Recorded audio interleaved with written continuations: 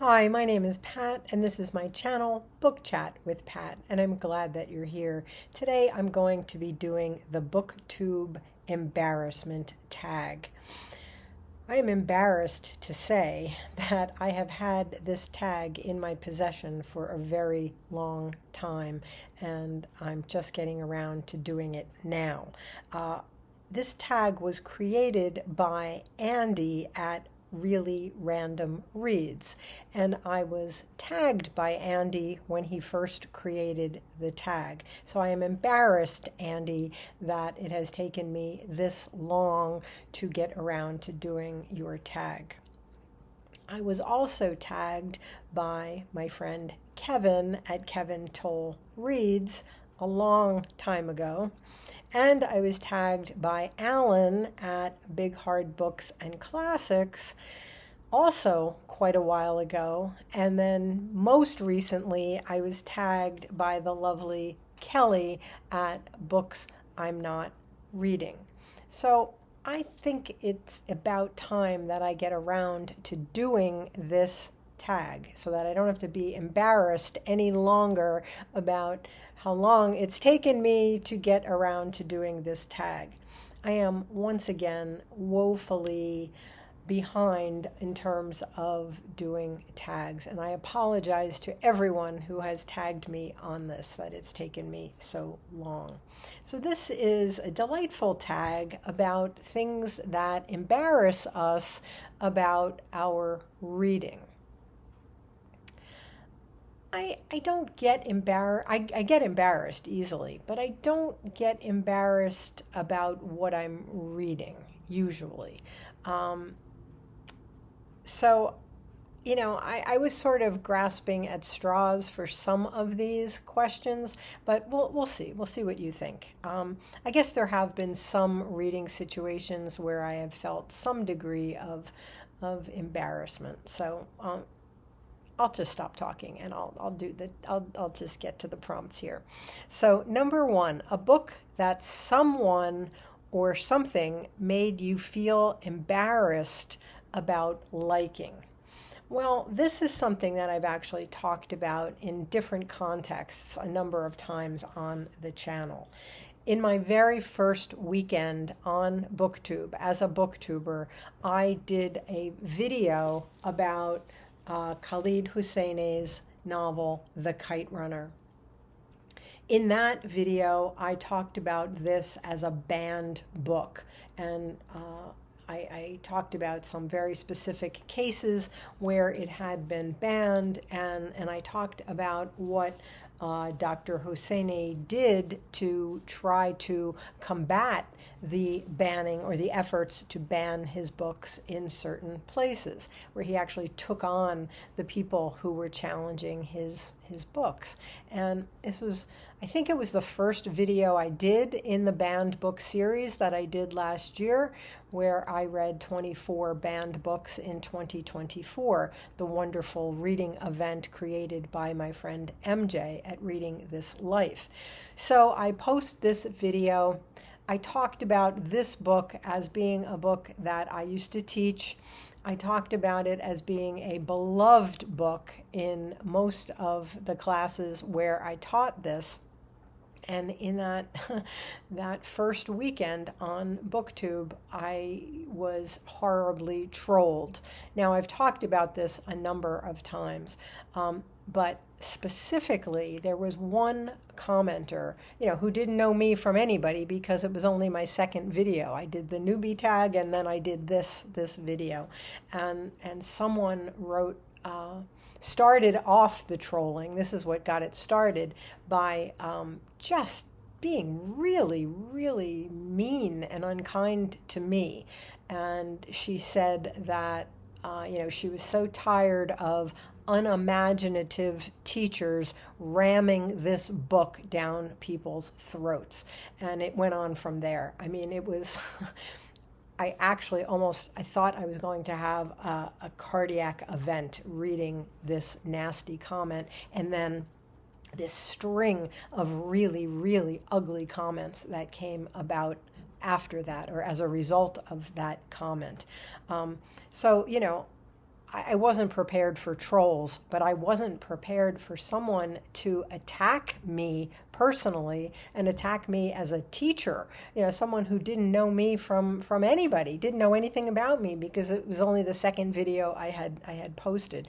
But it was a humiliating experience, and I didn't know how to handle it, and I shut down the channel. So that's a really powerful, embarrassing experience and humiliating experience that I had in my very first days on Booktube.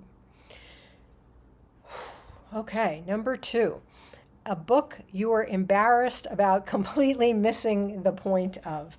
I don't know that I missed the point of this, but I was a part of the Proust read-along that's still going on. I said I was only going to read volume 1. That's all I committed to, and I completed it. Volume 1 of In Search of Lost Time is Swan's Way. And I read it, and at the end of it, I stepped out of that group as I only committed to reading volume 1. I'm not really embarrassed about not getting this book. I think that if I had read this book at a different time in my life, perhaps I would have been taken by it. Perhaps I would have thought that the prose was incredible. Perhaps I would have wanted to read all 6 volumes. But at this point in my life, I just found it tedious. And I thought there's too much that I want to read and that I need to read. And, I'm not getting what the world sees in Proust. Others have told me, well, it gets better, around volume 3 or 4. And it's too late in my life, I think, to, I just didn't care enough to keep going with it. So am I embarrassed about completely missing the point? It was the best I could come up with. I don't usually miss the point of books, but I definitely didn't see the big deal about this. So I'm sure it's something that I'm missing. I'm sure it's some shortcoming in me or in my understanding, but I just didn't have the patience for it. Okay, number 3, a book you've been embarrassed or would be embarrassed to be seen reading in public. I mean, I really don't get embarrassed about my reading. When I was reading the first 2 volumes of ACOTAR back in, December or November, whenever we were reading that, I got a lot of flack for that. There were a lot of people who gave me a hard time about reading those books. Would I be embarrassed to be seen reading? I mean, obviously not. I read the first one. I talked about it. I participated in the discussion. I couldn't get through the second one. I just couldn't. There were people, I think, who were trying to embarrass me about reading them. And did I get embarrassed? No, but I wanted people to back off. I thought it's nobody's business, and I was reading them as banned books. I was reading them to support their right to exist because Sarah J. Maas has been horribly attacked. And at that point, everything she's ever written was being attacked by the state of Utah. So anyway. But there were some people who I think thought that I shouldn't be reading those.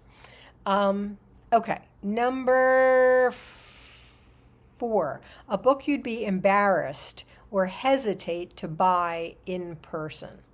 Well, I mean, I did buy this book in person, so I guess I wasn't too embarrassed. But this is a book that I read when I was a teenager. And this is Harold Robbins' A Stone for Danny Fisher. And I remember loving this book when I was, maybe 14 or 15 when I read this book. And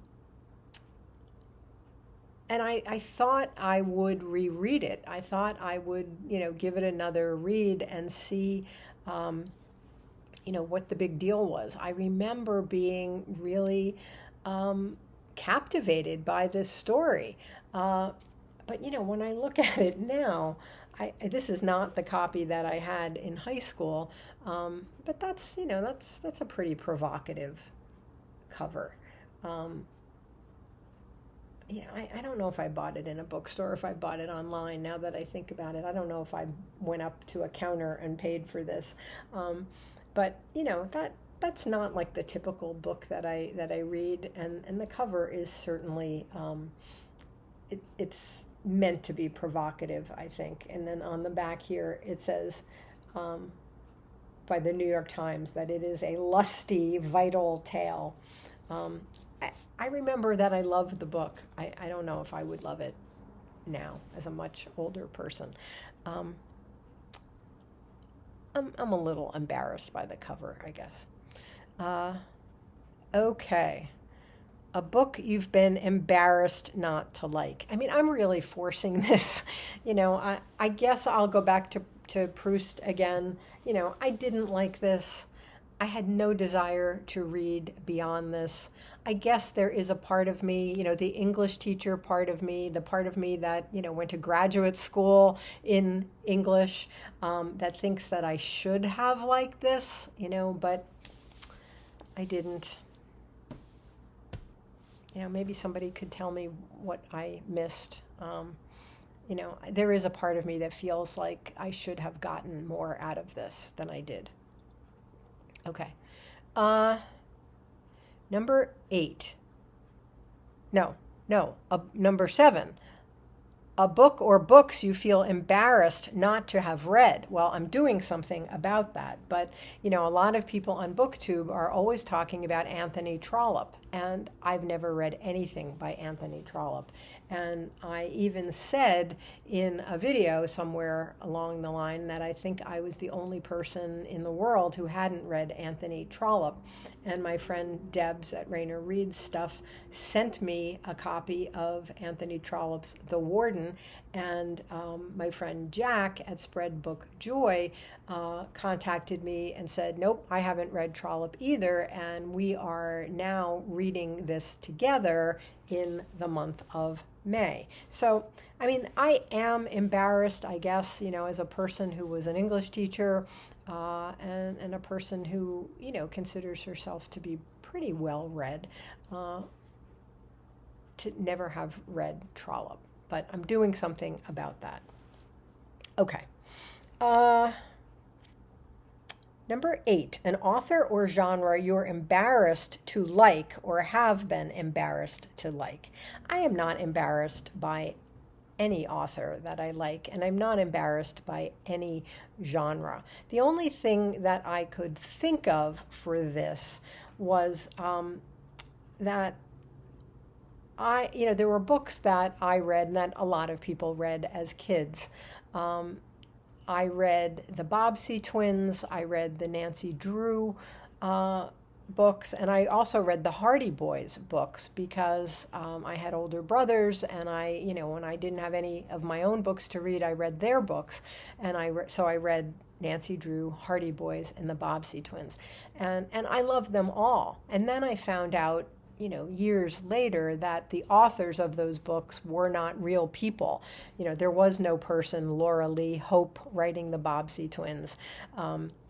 There was no Carolyn Keene. There was no Frank W. Dixon. That these books were written by a company, by the Stratemeyer Company, and there was a whole team of writers, and they had like a formula that they were following, and they had to, meet certain criteria for each book that they wrote, and their own names never appeared. So I don't even know who the writers of these books really were. But I think I was embarrassed when I discovered that, like that was something I should have known, or I felt like I had been duped somehow. So that is something I can think of that was embarrassing to me about my reading, even though I still love all of those books. Okay, number 9, show us or tell us about An embarrassing bookish object. I don't have any embarrassing bookish objects. I couldn't think of anything. I looked all through my library upstairs. I couldn't find anything that was embarrassing. Uh, I don't know. I don't know what an embarrassing bookish object would be. Um, I have a lot of T-shirts, that say stuff about being bookish, but they're not embarrassing. You know, People give me things like that. Family members give me things like that, but nothing that I am embarrassed by. Okay, sorry. Number 10. What words, sounds, or phrases do you feel embarrassed about overusing on Booktube or in life? There's a lot that I say that I am embarrassed about when I can bear to rewatch my own videos. There are lots of uhs. There are lots of ums, and that's a little embarrassing. I mean, I was an English teacher for 40 years, and one of the things that I taught kids to do was public speaking. So I probably have more of those ahs and ums in my speech than I should. I definitely overuse words. There are words that you could probably make a list in my comments. There are lots of lovelies and lots of delightfuls and lots of profounds. There are words that are book chat with Pat words, I guess, that I overuse. I'm only embarrassed if I watch my videos again, after I'm finished, then I can be a little embarrassed. I think there are a lot of knows. I say okay a lot. I clear my throat a lot. There's nothing I can do about that. I have such terrible allergies that if I didn't do that, you wouldn't even be able to understand me by the end of the video. But it is something that I guess is I mean, they're little quirks of mine. I guess they're a little embarrassing. So that's it. Those are the prompts. I have finally completed the Booktube Embarrassment Tag, and I can stop being embarrassed about not having done this tag. Anybody who is watching this who would like to get in on this, please consider yourself tagged. And as I always do, I'm going to tag some people in the notes below. I have tried to look and see who has done this already because, a bunch of people have done this and I've been tagged on it so many times that I know that those people tagged a lot of people that probably would be the people that I would be tagging also. But I'm going to do the best I can to tag some people. And anybody who's watching this, if you would like to get in on this, I hope that you will consider yourself tagged as well. So I'm trying to get caught up on these tags so I can stop being embarrassed. Okay, as always, I thank you for watching. I hope that you're doing well. I'll speak with you again soon. Take care.